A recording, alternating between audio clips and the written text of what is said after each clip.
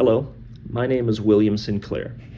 Today we will be discussing how political corruption played a role in the failure of Reconstruction and how this facet of American life shaped the broader era. The subject of Reconstruction-era corruption is still among the more controversial and hotly debated aspects of this period. Some historians like Eric Foner attest that corruption was endemic during this time and was not unique to the Reconstruction governments of the South. Indeed, it is a fact that the political machines of this era, especially that of Tammany Hall in New York, were a known quantity to anyone who had even a passing interest in politics at this time.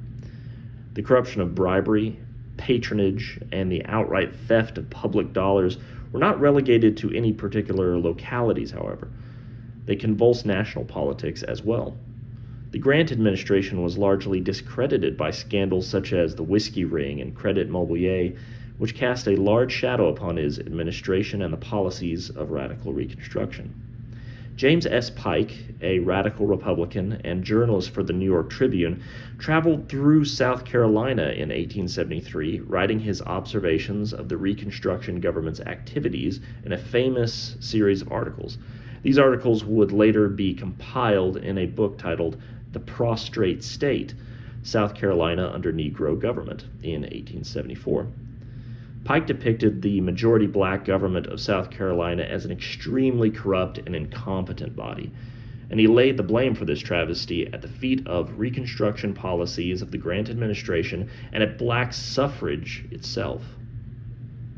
Pike's books used racially charged language that modern readers would find inappropriate, but nevertheless, his writings, as well as those of many others, would hugely influence the shaping of Northern public opinion against Reconstruction. The split in Northern ranks also spread to the Republican Party. In opposition to the Grant administration, the so-called liberal Republicans nominated former abolitionist editor of the New York Tribune, Horace Greeley, in 1872.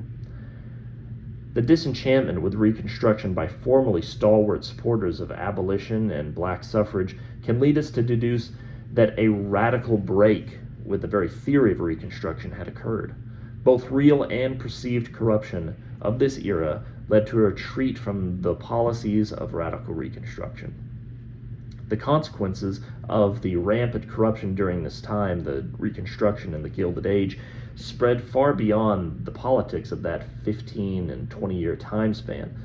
The populist uprisings of the 1890s and the progressive era of the first decade of the 20th century were in large part a reaction to the self-dealing and the corrupt nature of the 1870s and 80s. In summation, corruption was a key aspect of American political life in the Reconstruction era, which tainted the national government's policies, reputation, and the will among the general public to continue supporting them as such.